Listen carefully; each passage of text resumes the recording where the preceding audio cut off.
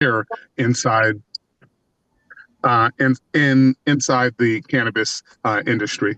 And so, just by way of background about the site is currently occupied by Low Key, and this organization, the folks from Legal Greens, actually purchased the building out of foreclosure last year.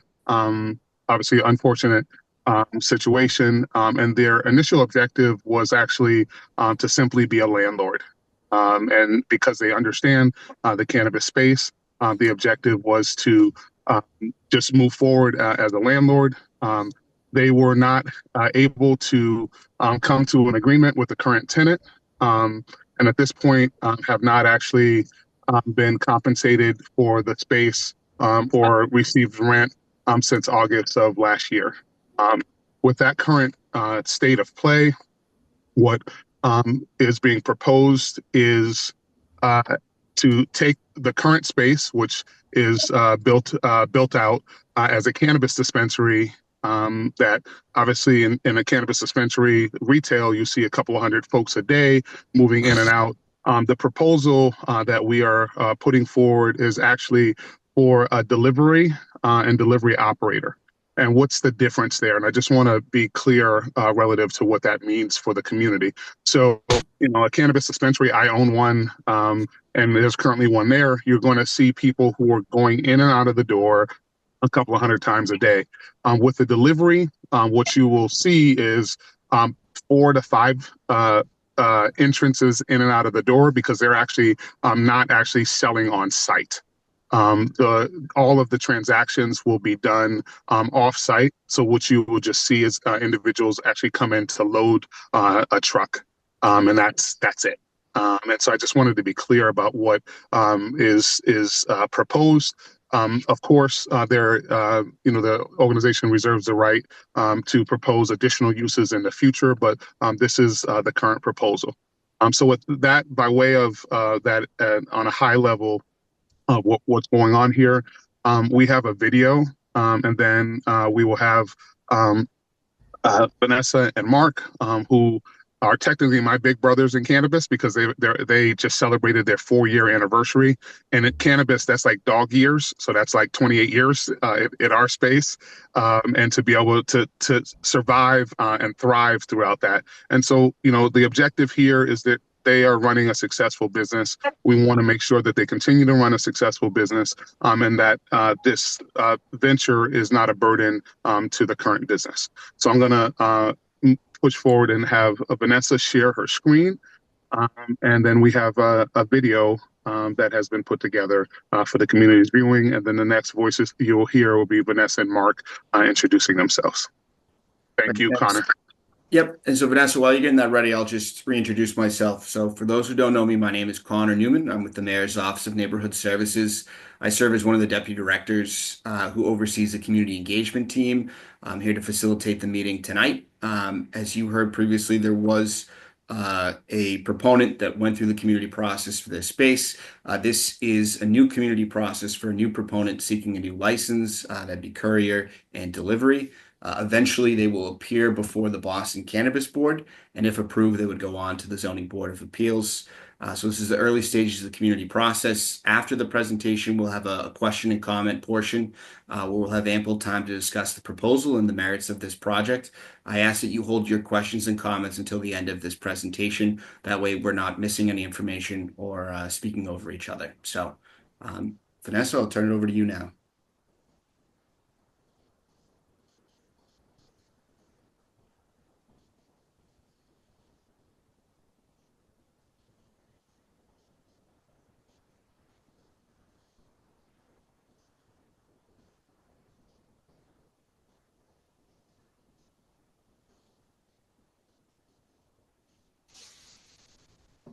Vanessa, is there sound?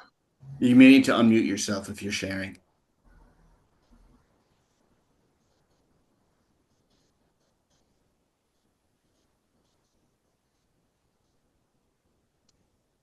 In 2018, we set out with a mission not just to open a cannabis business, but to create lasting opportunities for our community. As one of the first economic empowerment applicants to launch, we have worked to build more than a business. We've built a movement centered on equity, access, and community impact. Our journey began at 75 Pleasant Street in Brockton, where ideas turned into action and a vision became reality. It's where we learned, grew, and laid the groundwork for everything that's come since. Making history by receiving our HC retail, manufacturing, and cultivation under the city of Brockton's first African American mayor. We proudly welcomed our first customers on March 28, 2021. Now, 4 years later, we celebrate our journey of growth and commitment to the community. Legal Greens was built from the ground up.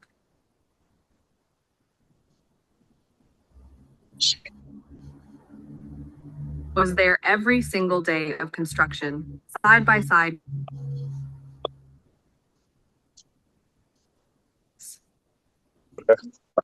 The project is a minority owner, so we're working around just not just us, but the money that we're going to be taking in, we're passing it along to other minority families as well.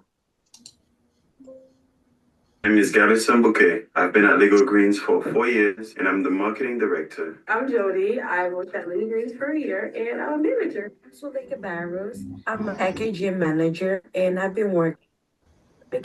Nikki. I've been here 4 years and I'm a manager. Hi, I'm Shahali Koto and I'm inventory. I've been here for 4 years. We didn't inherit OPs for every role, inclusive hiring, to onboarding team members and bud tender training, to tracking inventory and staying compliant with all city and state laws. We learned it the hard way, hands-on, in real time, day in and day out. Today, Legal Greens is more than a dispensary. We are a family, a team, and a community, led by African American women, powered by the people of Brockton, Boston, and beyond. From Cape Verdeans to Haitians, TPS holders to first-gen Americans, we reflect the people and communities we serve. We've sponsored local events and donated clothes, food, and Christmas gifts. Giving back to those around us is simply part of who we are. As our team continues to grow, with expansion on the horizon, we're excited to create even more opportunities and bring more members of our community into the industry. With our cultivation and manufacturing licenses, we are building again, from a demolished lot to a brand new steel structure. Our overall mission is to be a self-sufficient operation, to be vertically integrated. We think beyond the box and never look for shortcuts. We do the work, from zoning variances to coordinating demolition, compliance, and construction. We are very hands-on. Our growth in Brockton has been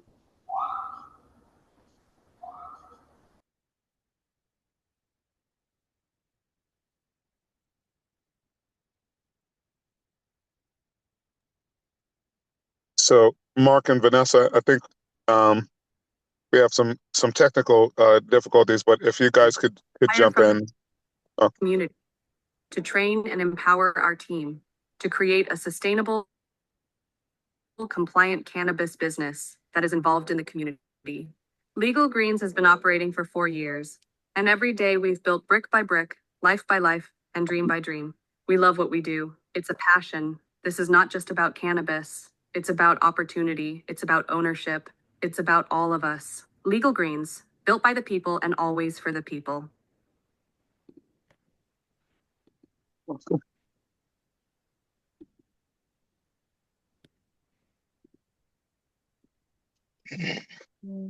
And then now we go into the presentation.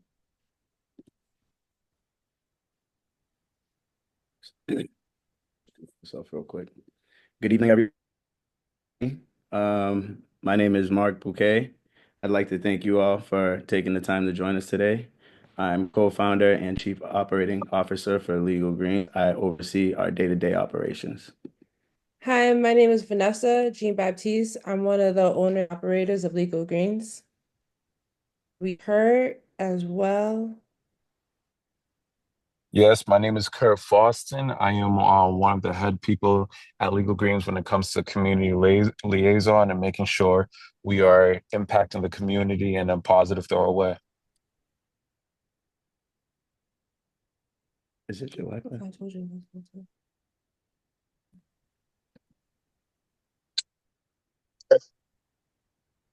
Um, so we can get to the next slide, guys.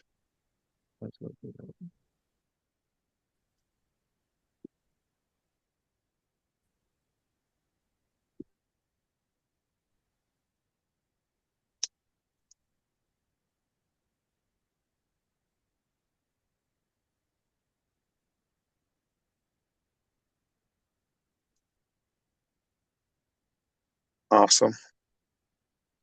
So in terms of the location, you all are familiar with the location.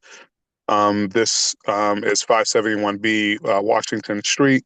It is currently being used as a marijuana retail dispensary and has all needed infrastructure for this to move forward. I will note in addition to the current security profile that's there, what you would find when it comes to cannabis delivery, and not to alarm anybody, you will see people with body cameras on their person. That is a requirement of the Cannabis Control Commission when individuals are moving cannabis in delivery capacity. So you would also see a couple of vehicles that would actually be loaded with cannabis, and they would have GPS on them and all required cannabis control components on the physical side of things. And at this point, they would actually be using two delivery vehicles that would deal with daily operations. Thankfully, we are um, moving forward with not having to have two individuals in a car, which is a really important thing. Just because that has been something that folks have fought for. Now you can actually have one individual in a car. Vanessa and Mark, there was a question that we want to take in mind as to whether or not the loading would happen in front or to the side or back. So let's be prepared to answer that. In terms of delivery operator and the courier operations, again, this is simply a delivery component at this time. All of the individuals who they will deliver to are required to show them a ID, a government photo ID, and we're not allowed to deliver to college dormitories or federal public housing at this time. And this is all regulated by the Cannabis Control Commission. And from a security perspective, I noted uh, as noted, all of the requirements around physical security are actually already built in to the store at this point. And then what you would find in terms of individuals who go in and out of the store, they would own. I'm sorry. Facility. I can't even call it a store anymore. They would actually be registered agents from the Cannabis Control Commission, and they would require to be required to have a badge. The company would do everything that they could. First and foremost, and the primary objective is to make sure that no person under the age of 21 years old is able to purchase or receive cannabis from Legal Greens. And we will not hire individuals who are under the age of 21, or individuals who have distributed to minors. This is a Corey-friendly company, but there are other specific standards that Legal Greens really works around. And then, in addition, stuff is not going to look like animals, fruit, or candy for kids um, to be attracted to. So I just want to drill that home. And in terms of a nuisance, one, because it is a delivery, you're not actually going to have the same type of kind of transactions that are going on currently. It's nothing at this point is being proposed to be cultivated or manufactured or for sale actually on site. And then in terms of we will follow all of the regulatory components around advertising and the like. There won't be big blinking signs or loudspeakers outside. And then there will be no cannabis or marijuana products that individuals are able to see inside or inside any of the vehicles. And then in terms of the diversity, equity, and inclusion, I will ask if Vanessa, if you want to chime in here, but I do want to note one of the best ways to look at an organization relative to what they've done is, what they're going to do is what they've done in the past, and they have a very diverse organization. So I'd love for them to walk through their diversity and inclusion. So we have two goals for our diversity and inclusion plan. Our first one is we do workshops. We do it twice a year. I do it. It's basically I run down the steps to open up a marijuana dispensary and how to start the application and what's needed for the application. And then we do record it and we put it online for people that don't see it. And if anybody has questions, we definitely answer questions when it comes to the email. And then our second one is for our employment. We are very diverse in our employment right now. We have majority, like a good 95% of the people at our store right now is African American, Cape Verdean. We definitely have Haitians that came from TPS. Right now, some of them got their letter that they have to leave, so now we're gonna have to figure out what we're going to do because Uh, forced to leave. And then our plan for opening for Boston is to have 12 employees. Do you want to add anything to that? No, we're just going to continue doing what we do in Brockton right now. We definitely have a diverse team, a lot of inclusion and just diversity all around. That's just who we are and what we do. So we're just going to replicate it and bring it right to Boston.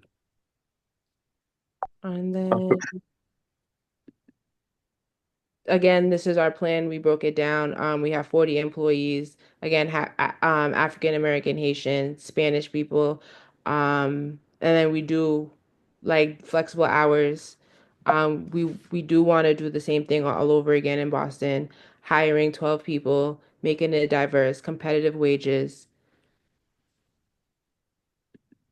And we offer for managers $18, drivers $16.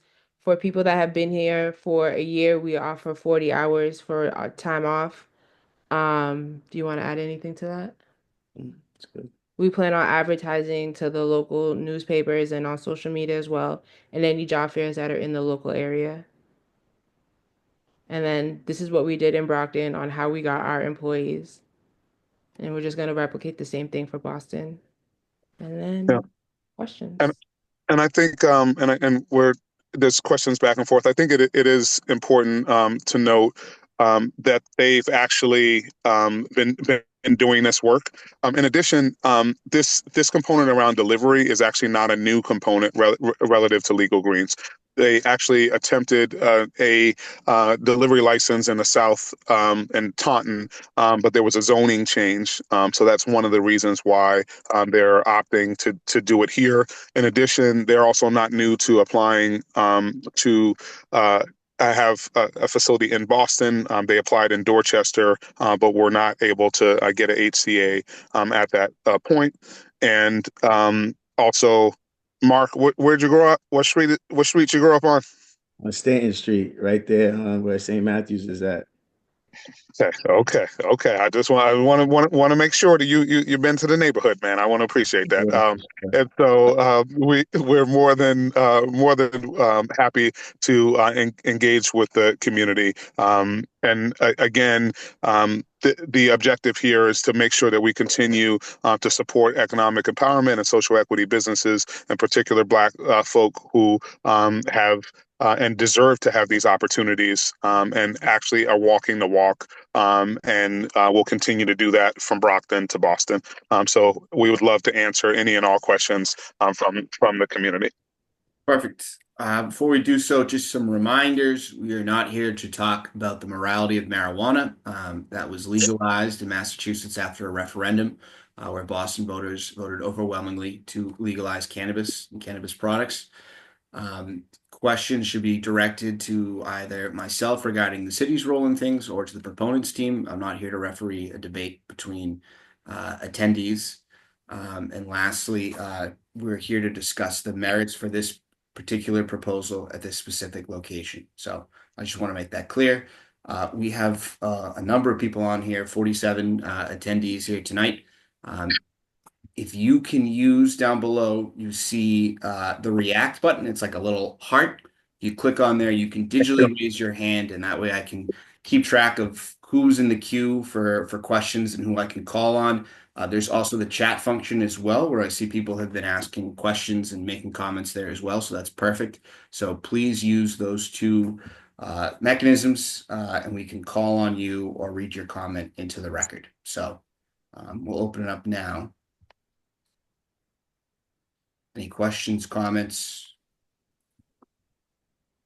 Don't see hands raised, so I'm going to go to the chat.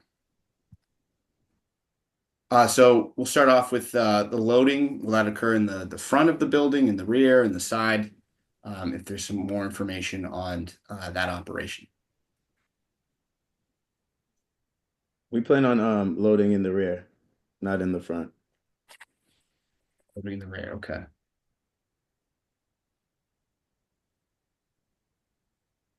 And then there was just a question of ownership percentage. 51 ownership, will it be the same person, Vanessa? Yes, I own 51%. Mark owns 40%. And then our other partner, Mike, who's not on the meeting right now, owns 9%. Okay. And then we have another question from Elizabeth. What are the specific measures being taken to ensure that sales are not accessible to underage individuals? Yeah. So a couple, well, several things. One, there will not be marijuana for sale on the premise. Because this is a delivery and delivery operator, I just want to be very crystal clear. You're not going to be able to walk inside with however much money you have in your pocket and actually purchase anything. The only thing that you will actually will occur is that there will be a pickup and drop off of products. But in terms of the ID component, in cannabis as a whole, there is a requirement that individuals show state ID.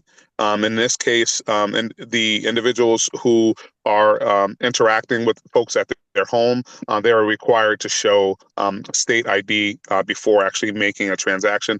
But in addition, that identification is also uploaded prior. And so there are multiple levels of security when it comes to that component. And it's frankly, out of the things that we do, the most important component to make sure that these transactions aren't happening with young people. I would also note that yes, there is a requirement that ID be required at handoff. We actually have to see that actual identification at handoff to ensure that the individuals are not under the age of 21. In addition, at this point, individuals are not actually allowed to order at hotels and non-residential places. So that is first and foremost in our minds. And frankly, I would also note that this organization has a heightened uh, it's of heightened importance because they already have another business.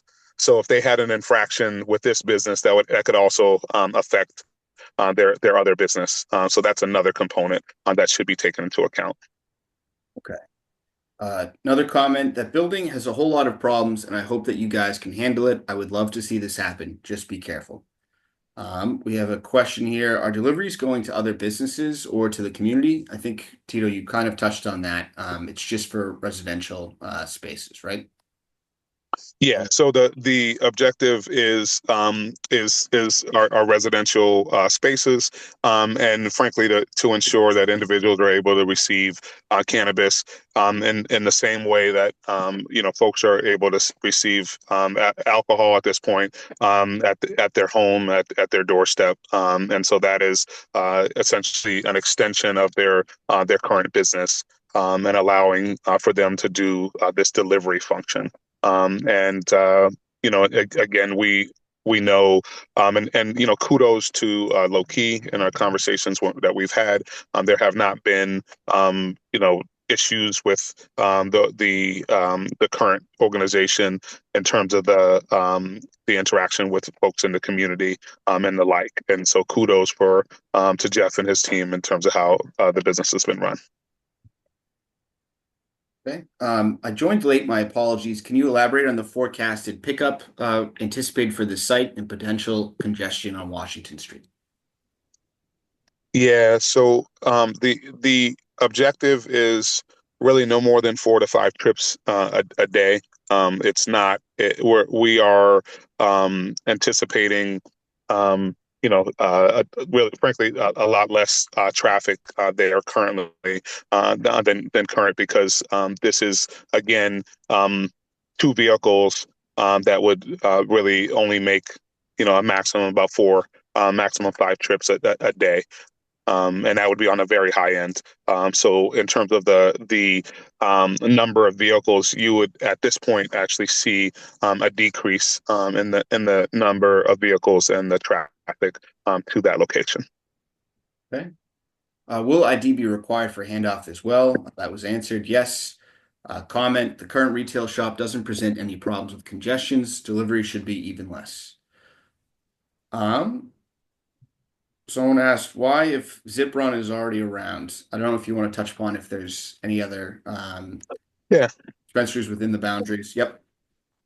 Yeah. So when it comes to again, this is when it comes to just business competitiveness, these are small Black-owned businesses, and giving people the opportunity to compete in the marketplace is really critical. In addition, they frankly have to do something with this building that they purchased, because at this point it is going to be really important for them to be able to pay pay their bills just like anybody else, relative to making sure that they support the current building. And so that is a really critical component relative to that. So yes, there are other delivery organizations, and we wish them well. But the objective is for Legal Greens to have an opportunity to extend their business and to continue to grow their business, as really one of the founders in the economic empowerment and social equity space. There, I believe, around one of the two. One, two, 3, or 4 of one of some of the first folks that opened that were Black and brown folks in the state. Okay. I thought I saw a hand raised earlier, but I'll go back to the comments. Just a question regarding the number of deliveries, 4 to 5. Just asking about, would that be commercially viable, and if we should expect full retail in the near future? In terms of the commercial viability, I believe. Well, we actually have some folks who are actually pretty good at the commercial viability relative to building a business, but Vanessa and Mark have built a successful business, and so I believe in them and their ability to put together a smart business plan. And I would note that the organization is applying for a delivery license, but would definitely reserve the right to apply for other licensure in the future. But this is where we are at this time. Okay. Just some comments. If the current retail shop is moved, wouldn't that take away from other stores in Codman Square? Someone's saying, I believe it's 4 to 5 loads, not deliveries. We just answered that. Um, I jumped in late, but this is this taking over the space where low key was? It is, yes. This is that. We previously went through a community process for that. Let's see. Already answered that.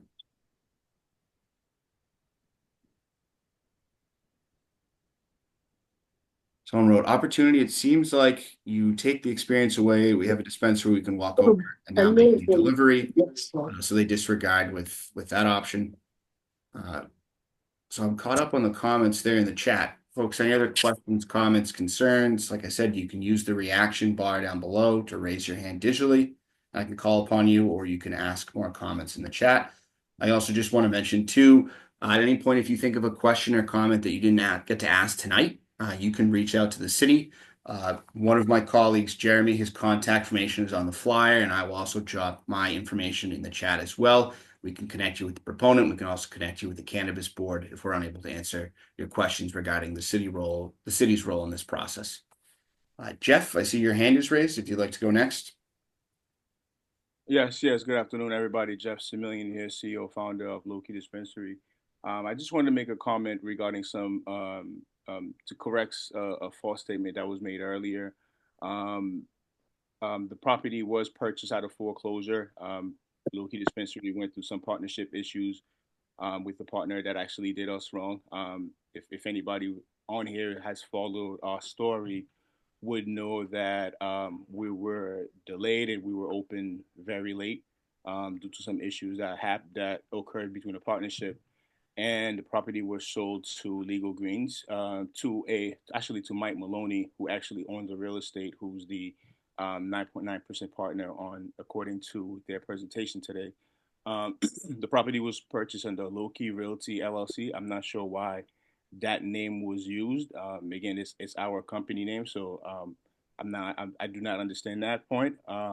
We did the attorney actually from day one told us their intention was to evict us, to displace us, to have their operations at Loki Dispensary. And as of September, they told us that to no longer they would no longer would accept payments from us, and that they want us evicted. And if you do understand commercial real estate laws, if they do accept any payments from us, then we are a tenant at will, and that would create some type of issues for them to displace us. So rather than taking any payment from us, they were able to evict us and move along with this process of us moving out. In commercial real estate, tenants don't necessarily have any rights, so all we did was pretty much abide by the arrangement and agreement of us pretty much relocating our location. So I just want to make that clear that Legal Greens and Mike Maloney had all the intention to displace Low Key. We made him an offer to acquire the building. We made him an offer to continue and being a tenant, but all the intentions were for them to come in and displace us and move along. As Tito had mentioned, that they were previously rejected from Upham's Corner, so they had all the intention on they had all the intention of coming into the community. So I just want to make that clear. Thank you. Thank you. Folks, other questions, comments? Like I said, you can raise your hand.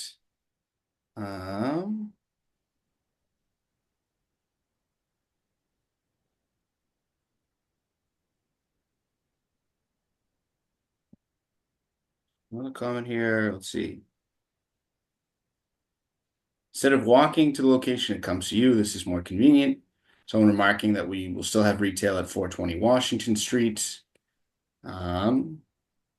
Question about the nature of the foreclosure, which I think we've discussed. Does the Brockton location have a delivery service? Not at this time. Okay. Someone had a question about high profile, not too far from this area. Is that within the buffer zone? I can't remember the refusal letter, so my apologies. It is not. Okay. There's a need for services being offered by Legal Green, and there should be no conflict with any walk-in dispensary operation. Delivery is being offered. Delivery is convenient for customers. Someone remarks. Uh,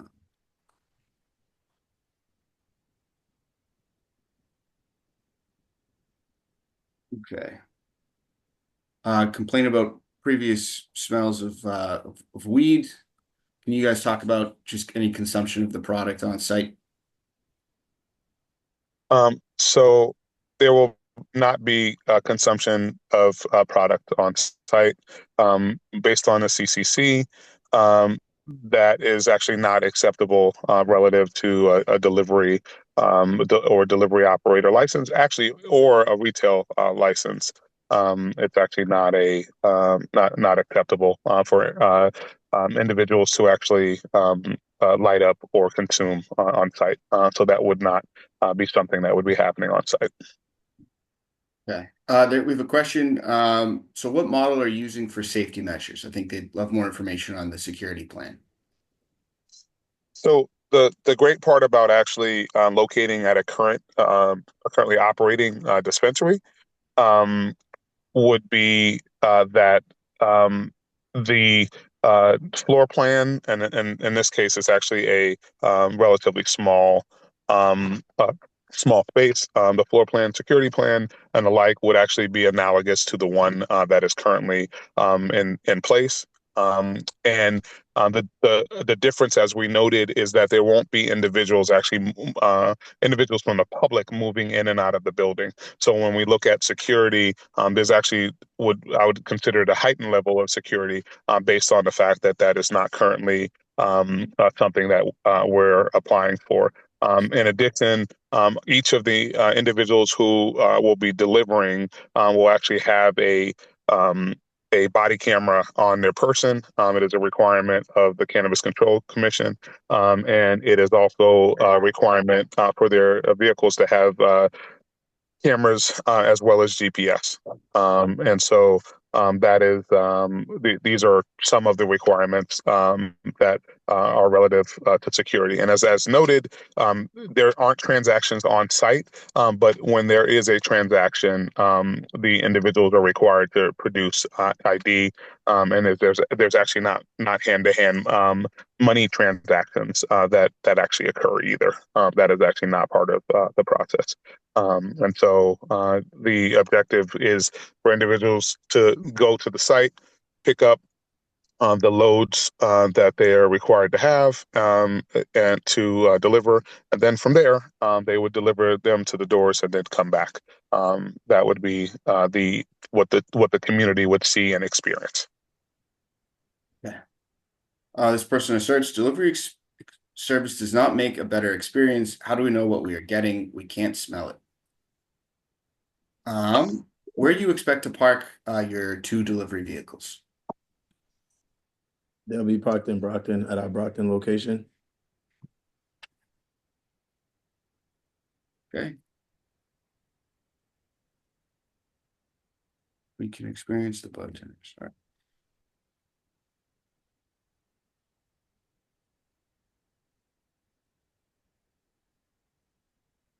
Someone says, keep it in Brockton.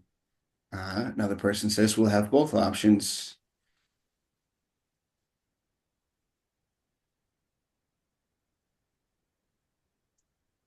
Delivery is a convenience, at least like Amazon. Low key is part of the community. Legal Greens is all right. So I think let's see if there's questions here. Cafe Juice Up welcomes Legal Green to Boston area. We wish you success in all your efforts to obtain the necessary permits required for delivery operations.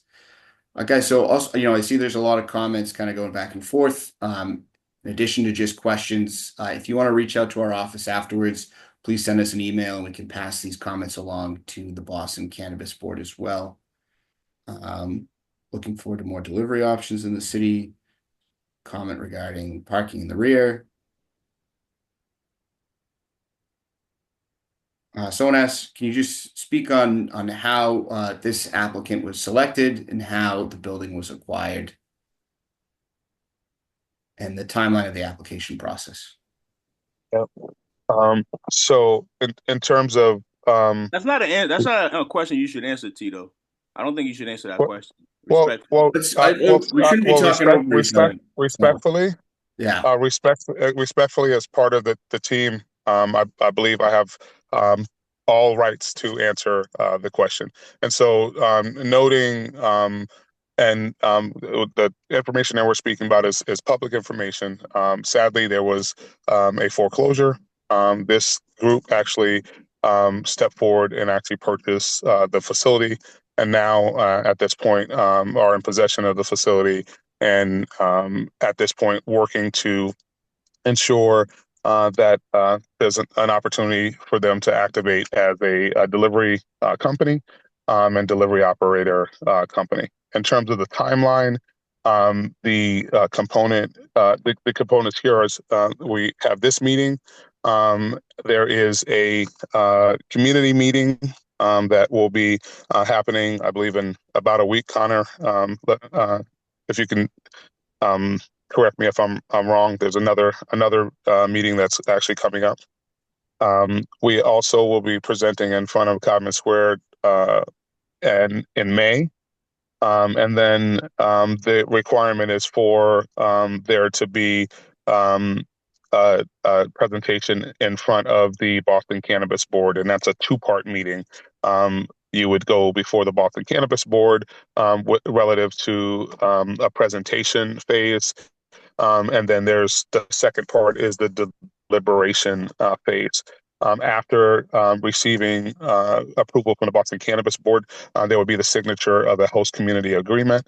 Once they have the host community agreement, then they would work with the state of Massachusetts and the Cannabis Control Commission to move forward for provisional licensure. After provisional licensure is final licensure. And then after final licensure, there is what we refer to as commence operations. Okay. I see some hands raised, so we will go to Derek. Derek, if you'd like to unmute yourself and ask your question or give your comment.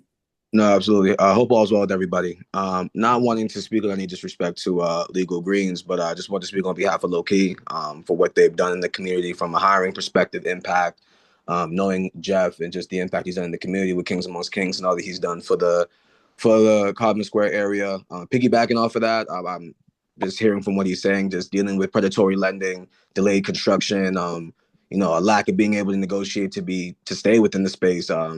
I don't want to speak out of turn, but it feels like he's being forced out of the space versus being negotiated to be able to stay within the space. And if he does have to move in Codman Square, that would also take away, if this was to go through, from this potential business due to conflicts of interest within the community. And I just wanted to speak on behalf of Low Key, just given the impact that they've made. Again, no disrespect to Legal Greens, but if there's already a thriving, black dispensary within the area, and hearing just the behind the scenes of what is even forcing the situation, definitely feels like there's more that needs to be discussed versus just a clean transfer of power, if that makes sense. So just want to leave my thoughts there. But again, blessings to everybody on the call. Thank you, Derek. And yeah, as I mentioned, I kind of want to walk the fine line where people are able to comment on the process and on struggles they've seen the previous applicant have. I also, we are here tonight specifically to talk about Legal Greens. So I do want to allow people to be able to speak freely about this matter. At the same time, I also want us to stay focused on this particular proposal. So, but thank you for those comments. Like I said, feel free to reach out to our office. We can also make a note of these. We will pass these comments along to the Boston Cannabis Board when we testify later.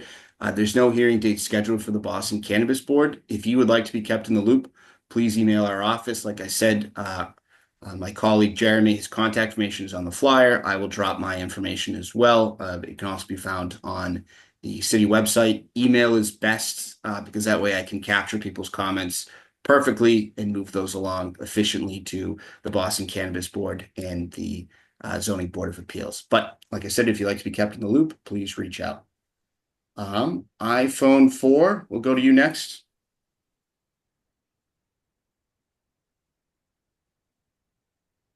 iPhone 4, sorry, I don't have your name. I just pinged you to unmute. Hi, sorry. I was just wondering, I just want to know what Legal Greens is going to bring to the community, because as far as I'm concerned, I don't know anything that Jeff has brought to the community. I'm not sure what it is that the gentleman that was speaking ahead of me was talking about. So I just want to know what Legal Greens is trying to bring to the community. Okay. Vanessa Yeah. and Mark. Yeah, I don't even mind jumping in this part as well, right? And I think that's a very, very, very good question. So my name is Kurt Foston. I do a lot of different things in various communities, but we're planning on working with different schools, different organizations and nonprofits. We have many different plans whether it's around career fairs. Me personally, I run different events around career fairs with the city of Boston and beyond, just trying to get people acclimated, whether it's career development, professional development, or personal development. All those three phases are different things that we're looking to bring specifically in the community right now. And just a side note, that is stuff that the organization has done already in Brockton, and myself, I personally do, whether it's Mattapan and Roxbury currently right now. And we have been doing that for the past, oh my, like 5, 10 years now. Well, I was under Absolutely. the impression that cannabis couldn't have anything to do with schools as far as children.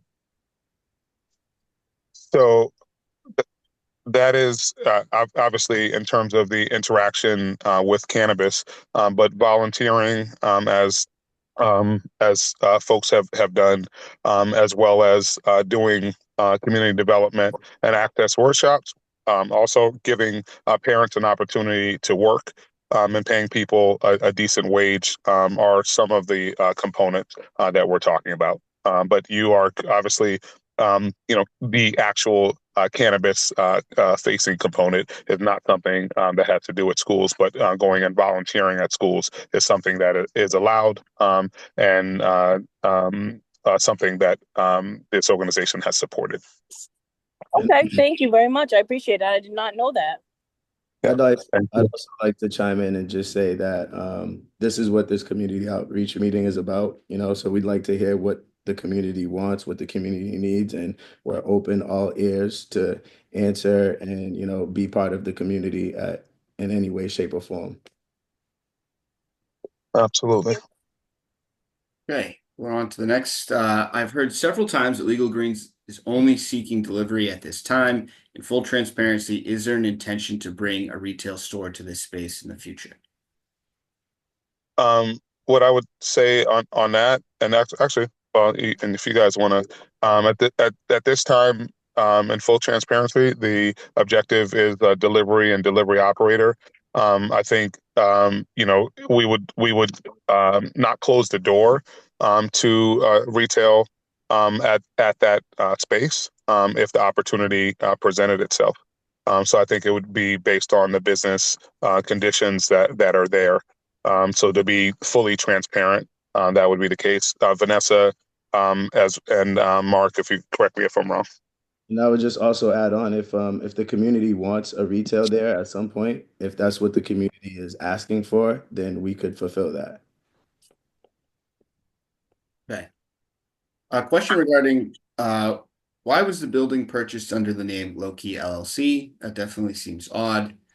Is that correct? Is there an intention to change that LLC name in the future? I know the minority share owner, who I think is also the building owner, isn't on, but if there's any information that can be provided there. Yeah, it's just a filler name. It's a business name for a realty property, a property. That's it. Just to easily identify the property. Nothing.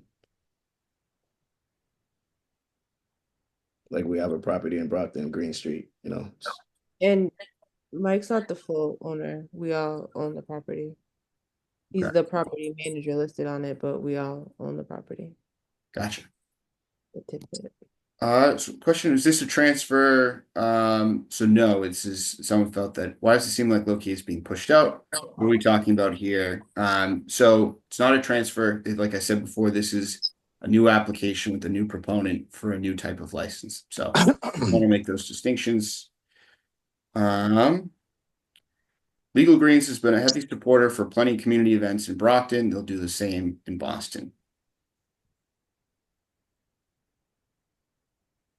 Someone asks about your base price is less than that of which of the current local dispensary. Do you only offer 40 hours after 1 year of work. So I think questions regarding some employee benefits and whatnot and salaries. That's just an extra benefit that we just do, period. After working a year, we just tack on 40 hours to you. It's not like PTO, it's just something that we do as, a gift for the employees. And as far as our prices, yes, our prices are low in Brockton. Yeah. However we get it, we'll sell it. There's no guarantee that the prices that we have in Brockton are going to be the same in Boston. So future goal to convert to retail, we've covered this. Is there a concern about the buffer zones in this case? I'm concerned that low-key will have issues operating with legal greens so close. We want to ensure for retail. So I can kind of cover that. So, there has been discussions at the city council level about the buffer zone conflicts. Originally, the city of Boston is required, like other municipalities, to have a certain number of cannabis licenses in their area. It's tied to the number of liquor licenses that are issued in the city. So I think Tito might know the exact number. I believe it's like Yeah. 52 or 55, Yep. something along those Yep. lines. 54. 54. So originally they wanted them not concentrated in one particular area, which would introduce this buffer zone conflict if you're within half a mile. There's plenty of cases in the city where you do have dispensaries within half a mile of each other. It typically means that it's just another threshold. It's another kind of variance that you're seeking when you go to the Zoning Board of Appeals. So certainly, Boston Cannabis Board takes a look at that and the proximity to other dispensaries. I'd say probably Zoning Board of Appeals puts more emphasis on just the distance between dispensaries. So it's, as I've mentioned before, it's not an automatic denial. It's just like I said, proponents need to make a case of why they feel there's a community need for another dispensary within that buffer.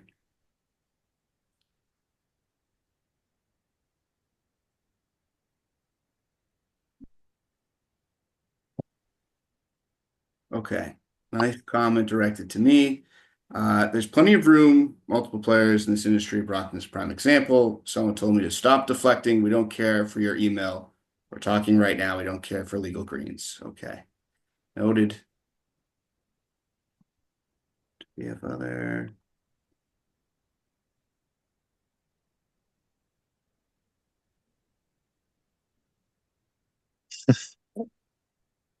Comments are coming in quicker than I can. All right, everyone's firing off here. Just saying low-key offers full-time opportunities versus part-time, which is below 18, which does not correlate to the proper living standard. Understand how the community benefits from more part-time work.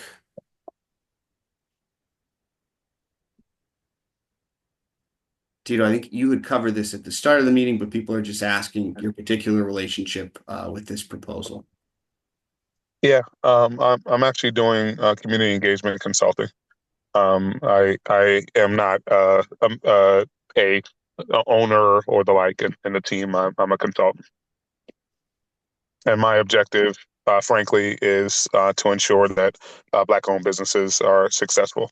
And in this case, obviously, unfortunate situation for um, uh, one organization, but my objective is to really make sure that we continue to have Black representation in the cannabis industry, and I've done that literally since 2016 when I worked to legalize cannabis in the state of Massachusetts, and also to create programs like economic empowerment and social equity. And so that's been my track record in history, and that's really, this is a continuation of that work. Okay. Folks, we're coming up on the hour mark. Are there any questions or comments that have not covered on what we've discussed here so far tonight?